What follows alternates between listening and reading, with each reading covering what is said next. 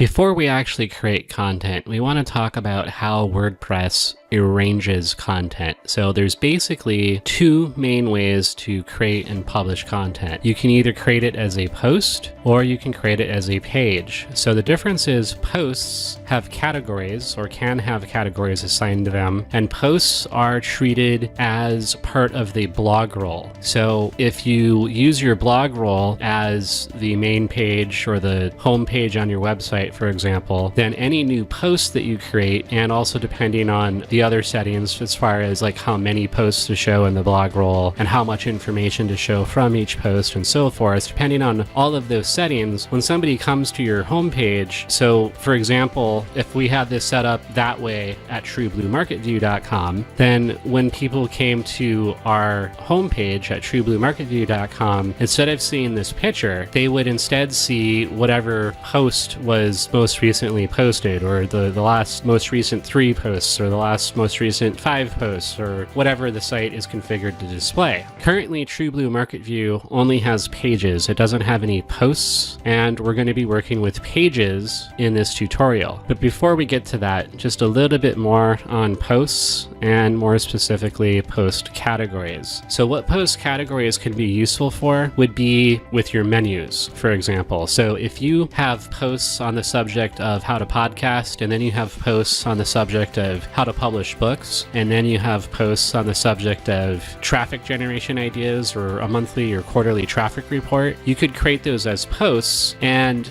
you could assign categories specific to those topics. So you could first create categories by going to post categories,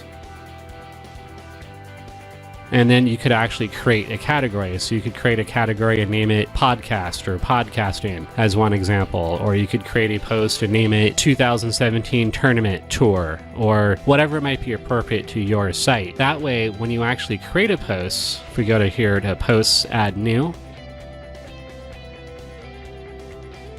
when a post is created, you would be able to go over here on the right-hand side and assign a category. And one reason for that would be, again, you could then create a menu item out of that category. So then when people click that menu item for that category, they would see posts that are in that category from your blog role. But again, at truebluemarketview.com, we're currently just using pages. Pages are not in the blog role. They're just their own standalone page on the site, which people won't see unless they have a direct link to the page, or there's a link to the page in your site navigation, or on one of the other pages that somebody lands on. Otherwise, it just doesn't come up. And pages are typically what a person would use to set up their about page, their contact page, their home page, such as in the example of truebluemarketview.com that we're going to be showing you here shortly. You could also, if you were a restaurant, you might very well have a page with your menu, or you might have multiple pages. Maybe you have a menu for breakfast. Maybe you have a menu for breakfast and brunch. Maybe you have a separate menu for lunch. Maybe you have another menu for dinner. Or you could have one page where you simply have all of those menus on one page. You could have another page which is just simply your catering menu and your catering pricing. You could have another page for your contact information. So all of those types of things would typically be pages. Now with that said, let's go ahead and create a page.